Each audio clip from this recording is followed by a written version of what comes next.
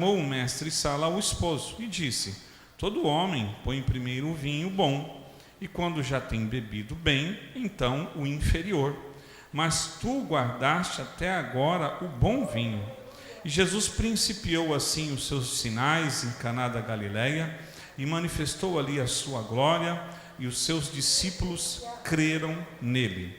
Depois disso desceram Cafarnaum, e ele e a sua mãe, os seus irmãos e os seus discípulos, e ficaram ali. Amém?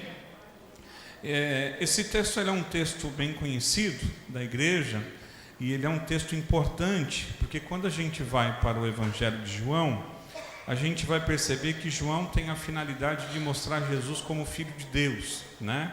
E para mostrar Jesus como Filho de Deus, ele tem aqui a sua missão de falar de Jesus como o Verbo encarnado, aquele que era desde o princípio e que está agora cumprindo a missão aqui no seu ministério terreno.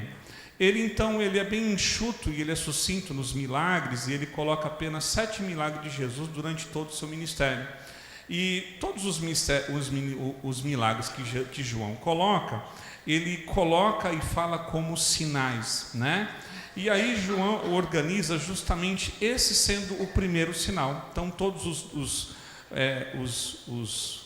estudiosos da Bíblia entendem, até mesmo como está colocado, como sendo esse o primeiro o sinal que Jesus faz, ou o primeiro milagre, para marcar então o início do seu ministério terreno. Vocês sabem que Jesus foi batizado com 30 anos, após ser batizado, então ele faz a escolha dos seus discípulos após uma noite de oração, e após a noite de oração, não 3 dias após, então eles têm aqui um evento, aqui, uma festa de casamento, onde ele é convidado.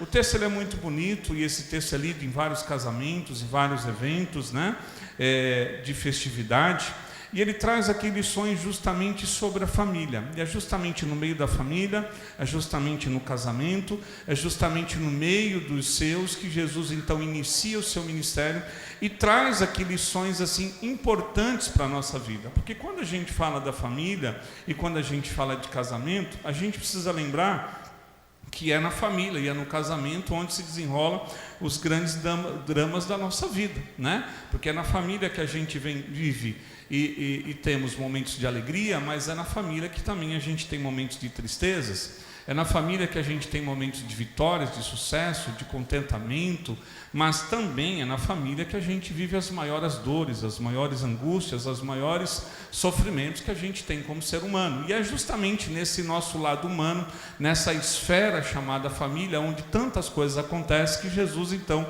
inicia aqui o seu ministério. Então o texto é conhecido, mas eu gostaria de discorrer com vocês algumas lições que a gente aprende nesse texto e que são lições que a gente pode colocar para a nossa família, que a gente pode aprender para a nossa relação conjugal. E eu entendo que todos nós aqui temos uma família, não importa a configuração da sua família, é a família que Deus te deu, glória a Deus por isso, e Deus tem lição para nossas vidas. E a primeira que a gente percebe está aqui no verso de número 2, o fato de mostrar aqui o texto dizendo que Jesus também foi convidado. E a primeira lição que a gente aprende é que Jesus é a pessoa mais importante a ser convidada, a nossa família, a ser convidada aqui no nosso casamento. E Jesus então foi aqui convidado.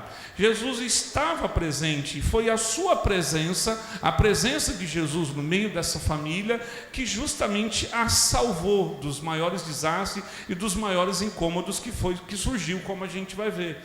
Então é importante a gente perceber que Jesus é a pessoa mais importante a ser convidada na nossa família. Muitas vezes a gente tem uma ideia equivocada, e aqui eu não estou sendo contra, mas a gente acha que o dinheiro é o que vai resolver a nossa família, que o conforto é o que vai trazer aqui a mudança na nossa família, que algumas outras coisas são importantes, de certa forma até são, mas a pessoa mais importante de tudo é termos Jesus dentro do nosso lar. Quando a gente olha o ministério de Jesus, que foi extenso durante 3 anos e 3 meses, a gente vai perceber que algumas pessoas perceberam isso e não hesitaram em convidar Jesus para vir à sua casa, para vir à sua família, para visitar o seu lar. Me lembro do sacerdote ali, daquele homem que era a autoridade religiosa, mas no entanto ele tem a sua filha doente, Filha doente esta ao ponto de quase morte, e ele vence o orgulho, ele vence ali a sua religião, ele vence ali a sua vaidade, ele se dispõe, vai ao encontro de Jesus e diz: mestre, minha filha está terrivelmente doente até a morte, venha sobre a minha casa e cura minha filha. Então, meus queridos, a primeira lição que a gente aprende de tão básico e óbvio, mas que muitas vezes com a nossa correria, com o nosso dia a dia, com o nosso fazer, com nossos tantos projetos, esquecemos que Jesus é a pessoa mais importante, e Jesus gosta de ser convidado a fazer parte do nosso dia a dia, da nossa rodia, da nossa festa, da nossa alegria. Mas também Jesus, ele vai quando a gente está precisando de socorro. E a segunda lição que a gente aprende nesse texto aqui é uma lição importante, mostrando para a gente que mesmo que Jesus está presente, os problemas acontecem, né? A gente vê uma teologia corrente por aí que diz que se você tem Jesus, nenhum problema vai acontecer. Mas a gente nota que Jesus está presente, e mesmo Jesus estando presente, os problemas acontecem. Irmãos, nós vivemos, e como nós somos seres humanos, carnais, limitados, os problemas acontecem na nossa vida. Acaba o açúcar de vez em quando à noite, acaba o sal que você tem que pedir para o teu vizinho emprestado, às vezes acaba os recursos. E nessa festa aqui, no mais aqui nessa festa, nesse texto, a gente vai ver que então acabou o vinho.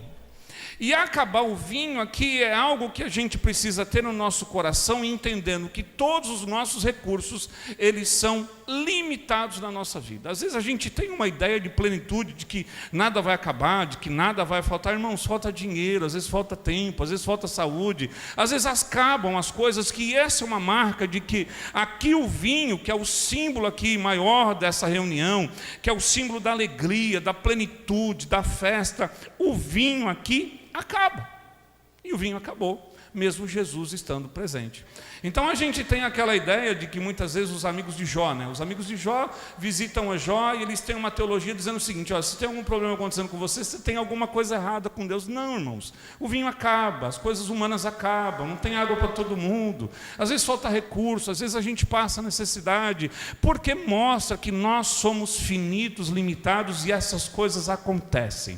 A diferença é que acabou, mas que Jesus estava presente com eles. E é interessante porque às vezes a alegria acaba no lar, às vezes a alegria acaba no casamento, às vezes o contentamento, o prazer, a felicidade, ela acaba, e acaba sim, e muitas vezes acaba. Quando a gente olha para a questão de família, constantemente a gente vive momentos em que a alegria acaba, né? E quando a gente fala de família, a gente vai perceber que há sempre relações difíceis, né? Relações difíceis familiares faz com que a alegria ela vá embora, que o desencanto se apresenta, que a decepção vem, que a amargura vem, e a alegria acaba, irmãos. As relações muitas vezes promovem tristeza em nós, promove muitas vezes angústia, sofrimento, e é a verdade, a vida é assim, a vida funciona dessa forma, né? E aí a gente percebe aqui que os recursos que a gente tem na vida, ele acaba.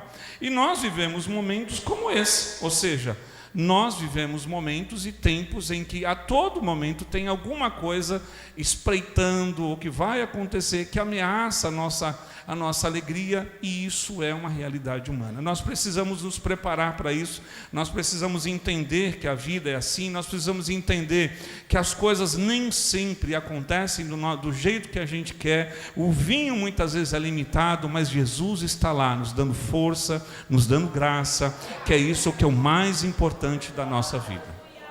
E a gente vai vivendo, a gente vai dando glória a Deus. A terceira lição que a gente aprende nesse texto aqui, está aqui no verso de número 3, que alguém chegou e percebeu aqui que o vinho acabou.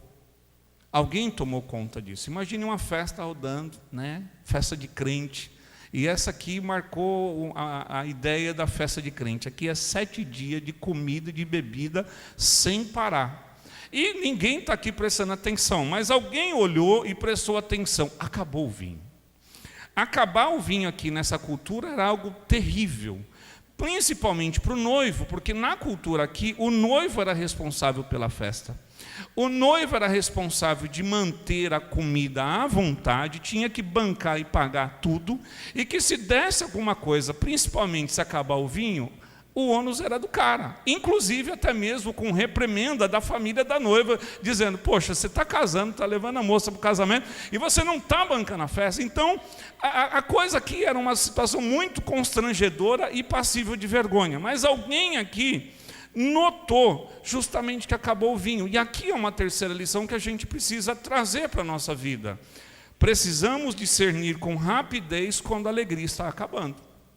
Ou seja, nós precisamos perceber na nossa relação familiar, na nossa vida familiar, na nossa família, quando a alegria está acabando.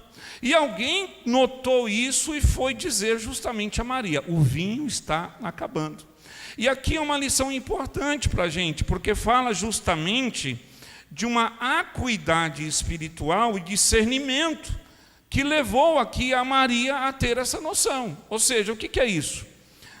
Nós precisamos tomar cuidado, prestar atenção na nossa família, prestar atenção das coisas que estão acontecendo, o que a gente está vivendo, e ter discernimento quando está acabando algo. Olha, parece que a relação está esfriando, né? Acontece no casamento. De repente parece que a comunhão aqui, a koinonia na casa está piorando, está diminuindo. E a gente precisa ficar atento, assim como a gente fica atento muitas vezes à dispensa, mas a gente precisa tomar conta da nossa relação familiar e prestar atenção justamente das coisas que estão acontecendo dentro da nossa casa. E aí a gente percebe aqui que Maria, juntamente com esse personagem aqui, eles notam que está aqui acabando e eles rapidamente tomam nota disso. E isso aqui mostra aqui uma iniciativa de discernimento da família, da Maria em relação à família. Essa é uma lição importante para a gente, sabe por quê? Quando a gente olha aqui, a gente percebe que o rapaz aqui toma conta, Maria toma conta desse conhecimento, e ela não guarda para si o problema, e ela então toma uma iniciativa. E aqui é interessante, porque, meus queridos, a gente precisa tomar uma certa acuidade dentro do nosso lar, da nossa casa, para quê?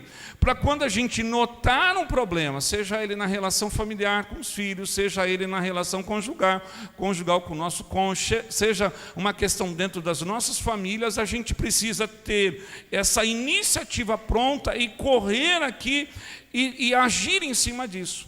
O que muitas vezes a gente faz? A gente tenta apagar da nossa realidade que o problema está acontecendo. A gente tenta negar o problema. Negar o problema não torna o problema solucionado. Ou seja, se você negar o problema, a tendência é que a coisa vai piorar. Então, a acuidade aqui no lar, aqui, ela é importante da gente tomar conta. Então, o que está acontecendo dentro de casa? Como que estão as coisas? Às vezes a gente não tem uma acuidade com a questão financeira e a gente vai gastando. Às vezes é uma questão do casamento. A relação vai tomando um rumo, uma direção, e nós não estamos parando para ver. E aqui a gente percebe essa lição importante. Precisamos discernir com rapidez aquilo que está acontecendo dentro do nosso lar, na nossa família. E isso é importante, o desfecho disso dá toda a diferença quando a gente age com destreza. E aqui a gente vai perceber o quê? Muitos lares, muitas famílias estão se dissolvendo justamente por falta de discernimento e de medidas protetivas. A gente não tem tempo, mas se a gente contar a história de Davi, a gente vai perceber que Davi vive um dos maiores dramas da sua vida dentro do seu lar, justamente com os seus filhos, porque ele não prestou atenção no coração do seu filho. E aí vocês conhecem toda a história. Davi vive dores terríveis dentro da sua família, com seus próprios filhos, amizades que se constituem debaixo do seu nariz, o ódio e a ira que toma conta do coração do seu filho, e ele temendo ou querendo não enfrentar, ele quis negar, e a situação tomou um caminho muito terrível, porque ele não teve rapidez, discernimento para que ele pudesse agir aqui e enfrentar o problema. Então, o conselho de Deus para nós aqui nesse texto, que nós possamos ter acuidade, que a gente possa ter discernimento e agir, não importa a situação, é melhor enfrentar, é melhor olhar de frente, é melhor encarar, porque muitas vezes o problema é mais fácil de resolver. Eu tenho um cunhado que de vez em quando eu brinco com ele, esses tempos atrás ele brincou comigo, estava com um problema no freio, e é uma figura de linguagem de um exemplo cotidiano.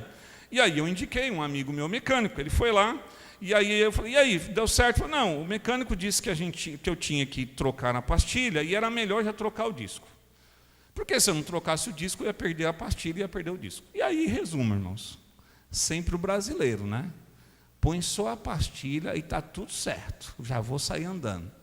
Esses dias ele me ligou, Nivaldo, me dá o telefone daquele mecânico. O carro parou, travou. O que aconteceu? Foi pastilha, foi disco, foi tudo para o beleléu. Porque se a gente age com destreza e toma iniciativa, o preço do reparo é mais barato. E Jesus está nos convidando a fazer um vasculhar dentro da nossa casa, a tomar a cuidado, olhar a situação, porque fica melhor de resolver. A quarta lição que a gente aprende nesse texto aqui é que os problemas vão acontecer. A questão é que quando a gente tem os problemas, a gente precisa recorrer à pessoa certa na hora da crise. E aí a gente vai perceber que Maria toma aqui conhecimento de um baita problema. O vinho está acabando, a festa corre o risco de ser interrompida, a vergonha seria tomada conta daquele noivo, porque seria uma vergonha tamanha para aquele homem, e a situação toda chega a Maria, e Maria vai a quem, irmãos? Maria buscou a Jesus. Maria foi buscar a Jesus.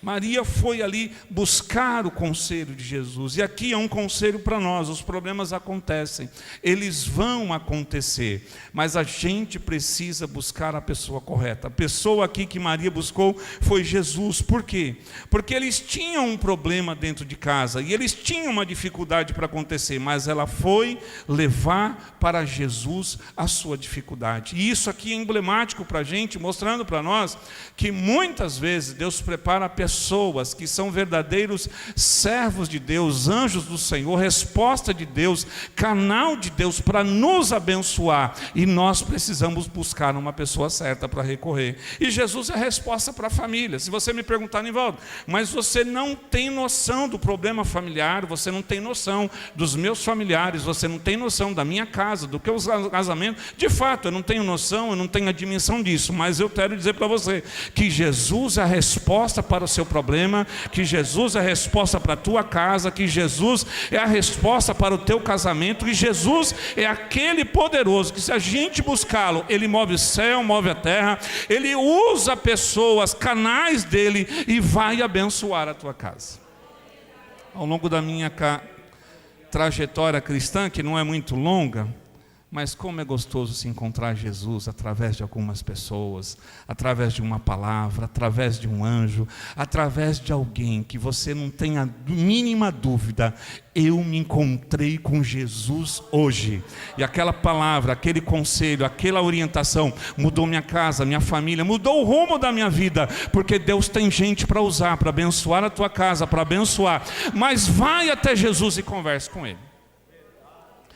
A sexta lição que a gente aprende aqui no texto, a quinta lição, é que ela vai até Jesus. E quando ela vai até Jesus, Jesus traz uma resposta que a gente não vai nos deter aqui no termo que Jesus usou, mas o que a gente precisa aprender aqui é que nós devemos obedecer e fazer aquilo que Ele manda. E o que Jesus manda fazer não é algo tão ético, tão legal e tão fácil de fazer. Jesus mandou pegar umas talhas que eram usadas para cerimoniais, que continha mais ou menos assim, alguns dizem um número alto, mas você pode considerar aí, sei lá, 200 litros, outros dizem que é mais, enfim, cada metreta daquela tinha 70, 80 litros, ou seja, são 6, multiplica aí, é um baita trabalho, não tem mangueira para ligar, é balde, é para buscar em algum lugar. E Jesus manda aqueles homens fazer, e a Maria disse: façam tudo aquilo que Ele mandar. E eles foram fazer. E aqui eu quero dizer uma coisa para vocês: fazer o que Jesus manda dá muito trabalho, mas nós precisamos fazer e obedecer o que Ele nos manda, o que Ele nos pede. E aqui é interessante porque eles poderiam ter questionado, principalmente o método de Jesus. Olha, Não tem outro método para fazer? Não tem um mercadinho aqui para a gente buscar? Não tem alguma coisa? Não. Eles foram fazer. E se eu tenho um conselho aqui para nós aqui nessa noite, se a gente quer ver maravilha de Deus, se a gente quer ver milagre de Deus, se a gente quer viver a bênção do Senhor, faça aquilo que Jesus mandar você fazer. Precisamos deixar de lado muitas vezes a nossa racionalização. Mas não, Senhor, não pode, meu Deus, como que pode? Falta de ética, como que eu vou fazer isso? Meu Deus, e meu orgulho onde vai parar, Jesus? Como que vai? Como que eu vou carregar? Precisamos fazer aquilo que Jesus quer e nos pede e deixar que o resultado Ele toma conta. E aqui é interessante, né? Obedecer aqui é lançar-se aos cuidados de Jesus. E aqui é interessante pelo fato do quê? Muitas vezes, fazer o que Jesus quer exige da gente mudar de onde a gente está. Fazer o que Jesus quer e manda, muitas vezes a gente tem que ir lá levantar, ir lá pedir perdão ou se reconciliar com uma determinada pessoa. Fazer o que Jesus manda, muitas vezes é engolir o nosso orgulho, buscar o caminho da reconciliação, é fazer uma meia volta e voltar. Fazer o que Jesus manda e pede não é fácil, mas se Ele está mandando você pedir, fazer, vai, porque Ele vai te dar sustento, porque Ele vai cuidar de tudo, e Ele sabe que vai dar certo. Então faça isso, porque se Jesus manda e você obedece, Ele sabe como vai ser o resultado. E aqueles homens obedeceram sem questionar, sem racionalizar, porque a gente precisa fazer o que Jesus quer. Existe um monte de gente criando método, criando formas. Irmãos, vamos continuar fazendo para nosso casamento, para nossa família, aquilo que Ele manda e aquilo que a gente quer que façamos. E essa é uma lição que a gente aguarda nesse texto, no fato de que eles foram fazer. Deu um monte de trabalho, deu um tempo, deu um processo, a coisa foi lenta, foi morosa, mas Jesus mandou, Ele sabe do resultado. A sexta lição que a gente aprende nesse texto aqui é o fato de que eles andaram por fé. Eles agiram por fé e não pelos sentimentos. Irmãos, muitas vezes a nossa racionalização, a nossa humanidade, a gente reluta, a gente duvida das ordens de Jesus. E a gente precisa ter essa fé. A gente precisa acreditar. A gente precisa ter a certeza que se Jesus está fazendo, Ele sabe, nós vamos crer, e nós cremos pela fé que o Senhor vai mudar a nossa casa, a nossa família, que Jesus vai mudar a nossa história, porque Ele é fiel. Nós, como família de Deus, nós precisamos vivermos pela fé. Vai dar certo, irmão. Vai dar certo aquele trabalho, vai dar certo aquele recurso, vai dar certo aquele projeto, vai dar certo trabalhar sim, vai dar certo carregar essas talhas pesadas, vai dar certo entrar pelo caminho da humilhação muitas vezes, vai dar certo a gente entrar pelo caminho do silêncio, vai dar certo muitas vezes entrar pelo caminho de mudar de direção, de mudar de casa, de mudar de região, de ir para outro lugar, de se afastar de algumas pessoas. Vai dar certo, porque se Jesus está fazendo, nós andamos por fé e temos a certeza que o Senhor sabe de todas as coisas. E a sétima lição aqui que a gente aprende de Jesus é que quando Jesus intervém aqui, sempre o melhor vem depois. E é interessante porque Jesus ele vai aqui intervir justamente na hora certa. E no verso de número 8, a gente vai perceber então que eles enchem as talhas são águas. E depois eles enchem ali os jarros, e os jarros são águas. E eles vão até Jesus e o jarro continua água. E aí quando eles vão levar para o mestre-sala, é quando o mestre-sala põe a boca, que a água se transforma no melhor vinho que eles puderam imaginar. Mostrando para a gente aqui, irmãos, que o milagre de Jesus acontece na hora certa. A gente é angustiado, sim, é verdade, a gente é agoniado, a gente tem uma angústia, a gente vive assim no desespero, mas deixa eu mostrar uma coisa para vocês na Bíblia: Jesus sempre chega no momento certo. A nossa aflição é que a gente tem medo de passar vergonha, A nossa aflição como esse noivo aqui era que de repente a vergonha seria tal na vizinhança. A nossa situação é que às vezes a gente teme se sentir envergonhado perante a sociedade. Fala, meu Deus, como vai ser a minha vida, a minha casa, olha aqui, como que vai ser a minha questão familiar, meu casamento, como que vai ser? Mas o milagre, ele acontece na hora certa, irmãos. E Jesus mostra para nós aqui que Ele veio na hora certa aqui para agir. A água virou em vinho no momento em que o mestre Sala provou. Mostrando para nós que Jesus faz o melhor. Que Jesus pode fazer aquilo melhor daquilo que se perdeu. Que aquilo que acabou, que aquilo que foi superado, que aquilo que acabou, que não tinha mais jeito, Jesus mostra que Ele pode fazer ainda muito melhor. Muitas vezes na família, principalmente em relações familiares, a gente acha assim, eu acho que eu nunca mais vou sorrir de novo. Eu acho que parece que essa casa não tem alegria. Eu acho que eu não vou viver aquele momento que a gente tinha paz, que a gente tinha contentamento, que a gente tinha leveza. Eu acho que a gente não vai conseguir se dar bem. E muitas vezes a gente olha isso, mas eu quero dizer que Jesus faz sempre o melhor. E se o vinho está acabando, se o vinho acabou, sinônimo da nossa limitação e finitude, eu quero dizer para Jesus, para vocês, que Jesus tem vinho novo para você neste momento. Sabe o que eu acho mais bonito nesse texto, irmãos? Jesus não expôs os noivos. Verso de número 9, a Bíblia vai dizer que o mestre Sala não sabia. Irmãos, olha a correria de gente carregando para lá, balde, carregando água, carregando... Enfim, imagine uma festa correndo e tem um monte de gente enchendo as talhas, imagina o barulho, imagina alguém pedindo balde, imagina a situação toda e tudo acontecendo, imagine, não dá para passar essa situação despercebida. Né? Não é assim em festa? A gente está na festa, mas quando está acontecendo um negocinho meio estranho ali, alguma coisa está acontecendo ali. Mas a beleza do texto é que tudo isso foi acontecendo, e Jesus não permitiu que ninguém soubesse. Sabe por quê? Jesus não queria expor aqueles noivos. E isso mostra uma lição muito bonita para a gente. Sabe por quê? Jesus não quer expor você nem a tua casa. Jesus, ele não tem aquela curiosidade mórbida, né, de gente que só quer saber da desgraça alheia para saber o que está acontecendo. Não. Jesus vai cuidando. Jesus vai cuidar da tua casa. Jesus vai cuidar da tua família. Jesus vai cuidar do casamento. Ninguém vai perceber, ninguém vai notar, nem vai fazer alarde. Milagre não tem alarde aqui. E numa forma muito discreta, numa forma muito assim silenciosa, o Espírito de Deus já está trabalhando na tua família, na tua casa, na relação com os seus filhos. Há algo acontecendo, ninguém está notando, ninguém está vendo, porque Jesus quer poupar você, Jesus quer poupar minha família, Jesus quer poupar a tua família, Jesus quer poupar a nossa casa. Ele não quer nos expor ao ridículo, e Ele está cuidando. Ele está cuidando de tudo. Sabe por quê? Há interesse de Jesus em restaurar a tua vida, a tua casa.